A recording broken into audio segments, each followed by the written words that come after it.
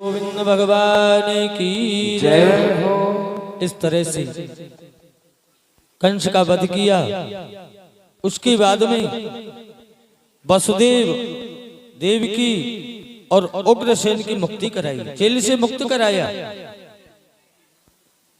Jail से मुक्त कराने के बाद में नंद बाबा ने से कहा, बाबा तुम वृंदावन को जाओ, मेरी गौओं का ख्याल रखना, मेरे ग्वाल वालों का ख्याल रखना बाबा। मैं अब मथुरा में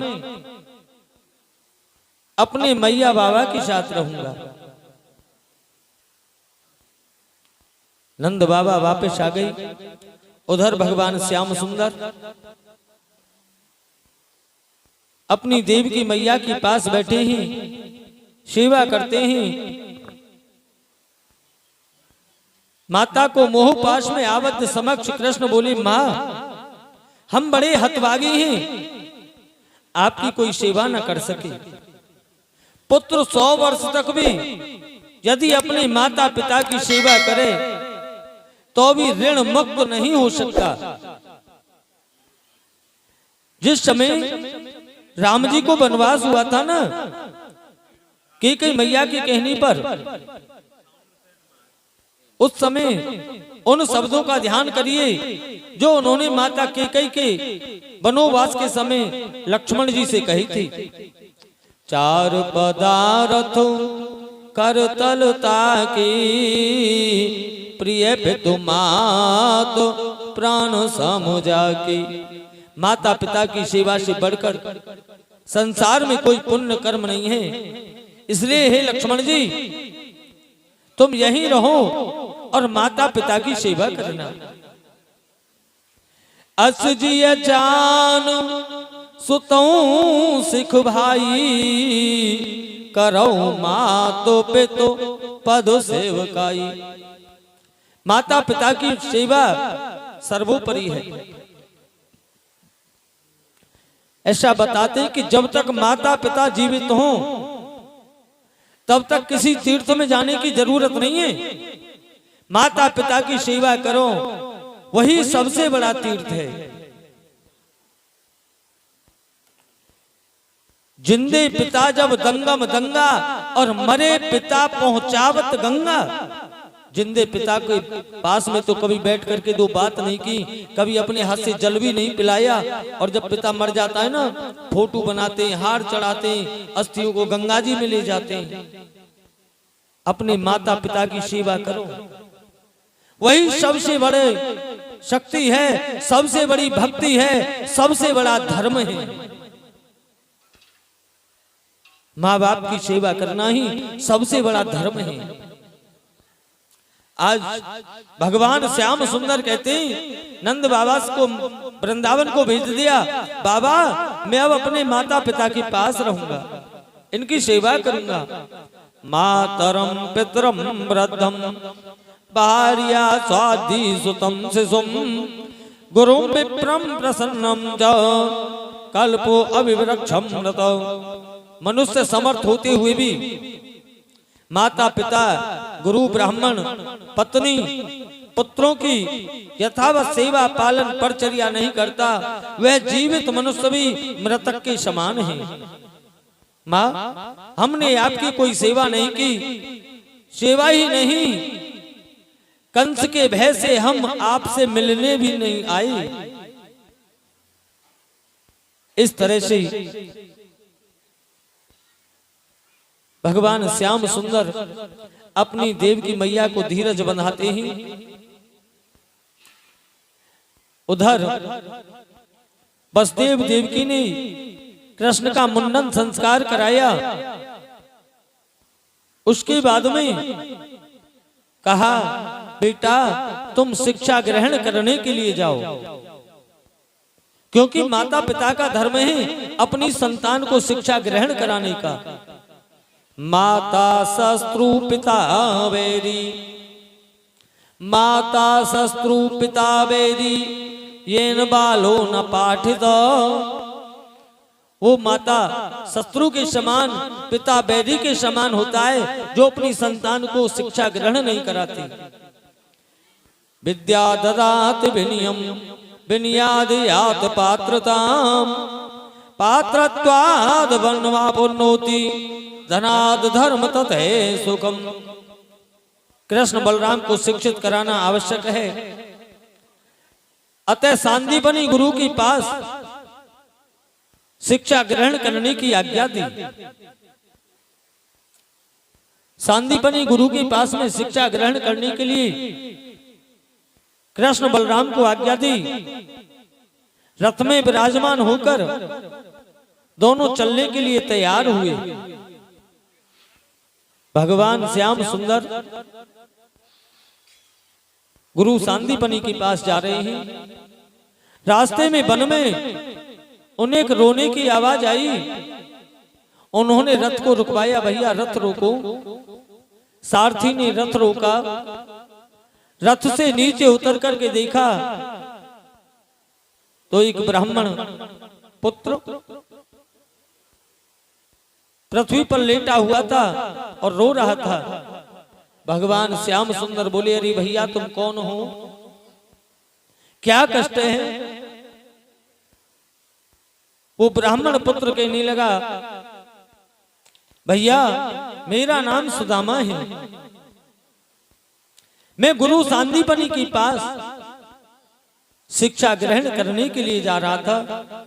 मेरे पैर में कांटा लग गया है भैया, मेरी पीड़ा हो रही है।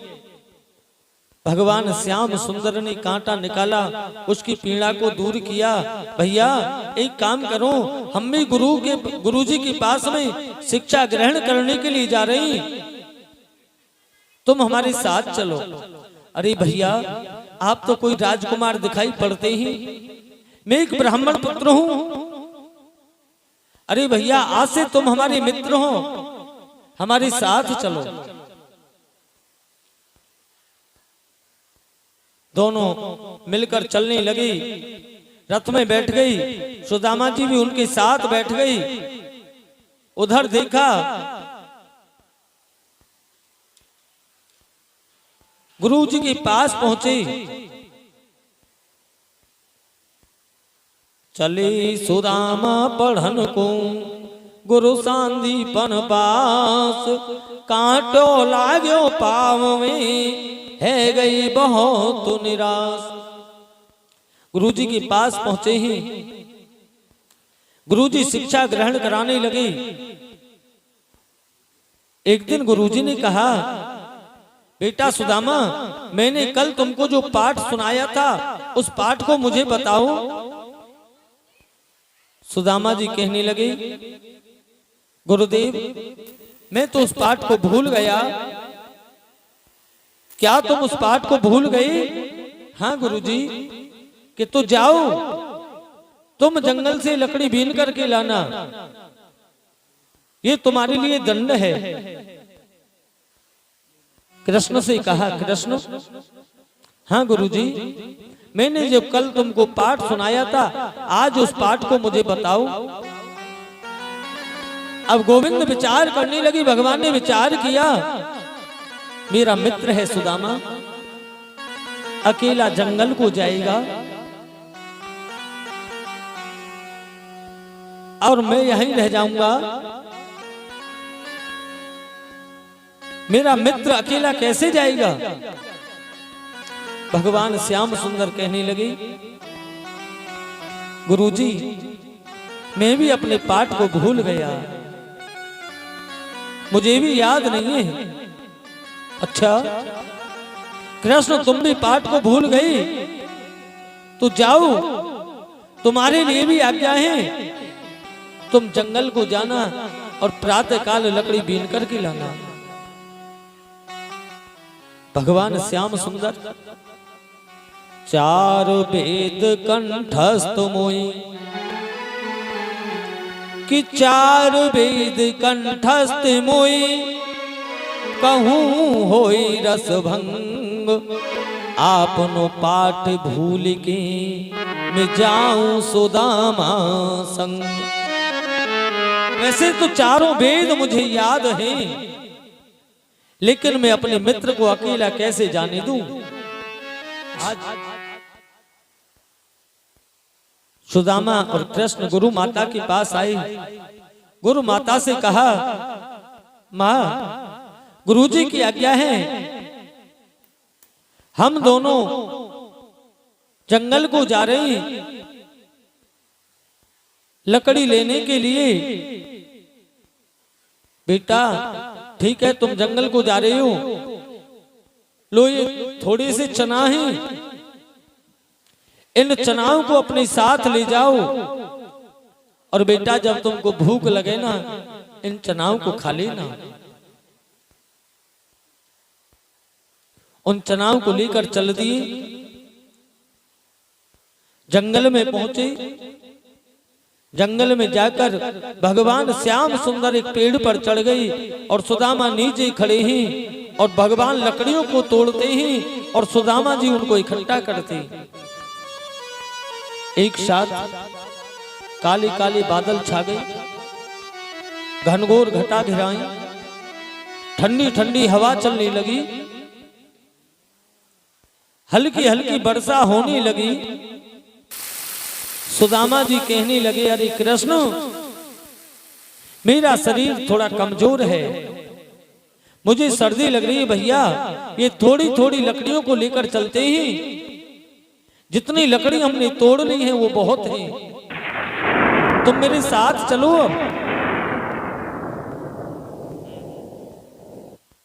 इस तरह से सुदामा जी ने कन्हैया से कहा, कृष्ण चलो ना, अब घर को वापस चलते हैं गुरु जी के पास।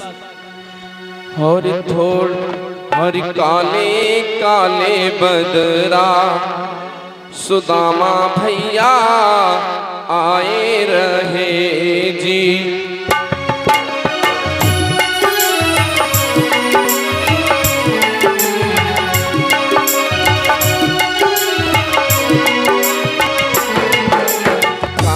काले बदरा सुदामा भैया आए रहे जी। ओ काले काले बदरा कृष्ण भैया आए गए जी। कोई ठंडी ठंडी हमें, कोई ठंडी ठंडी जलत में यार, काले काले बदरा सुदामा भैया आए रहे जी।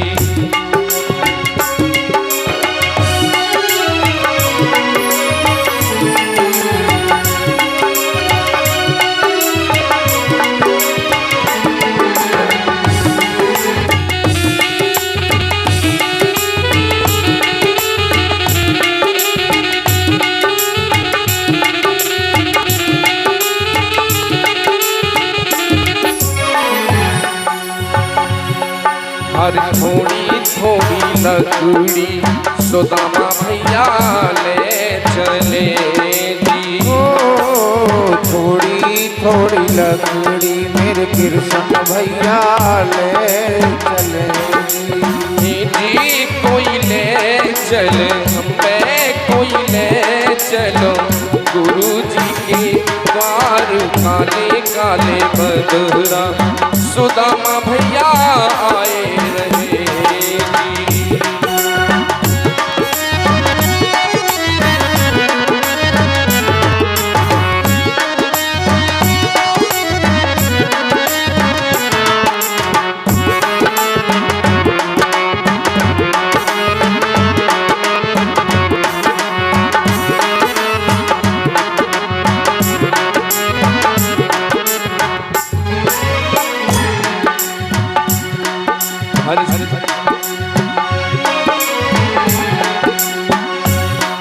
हर ठंडी ठंडी प्यार सुदामा भैया चल रही जी। ठंडी ठंडी प्यार मेरे कृष्ण भैया चल रही।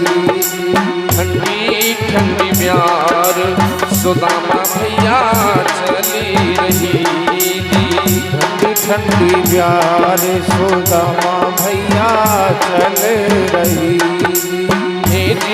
कोई धरी धर हमें,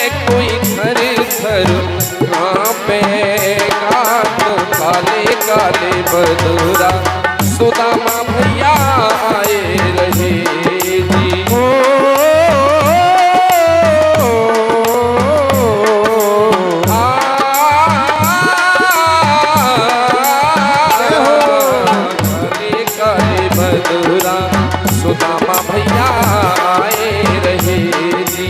ओ काले काले बदरा मेरे कृष्ण भैया आए गए। बोलिए गोविंद भगवान की जय हो। ठीक है तो भैया चलते ही उधर सुदामा को भूख लगने लगी और एक एक करके उन चनाओं को खाने लगे। एक एक करके सारे चनाओं को खा गई और वहां से चलने लगे। कन्हैया जी बोले, अरे सुदामा, हमारी गुरु माता ने कुछ खाने के लिए दिया था। बोले हाँ भैया, थोड़े से चना दिए थे। कि तो लाओ, वो चना कहाँ है? सुदामा बोले, भैया उन चनाओं को तो मैं खा गया। क्या मेरे हिस्से के भी चना तूने खा लिए? बोले हाँ भैया। कि तू जा, मैं तुझे श्राप देता हूं, तेरे घर में आज से ही गरीबी प्रारंभ हो जाए।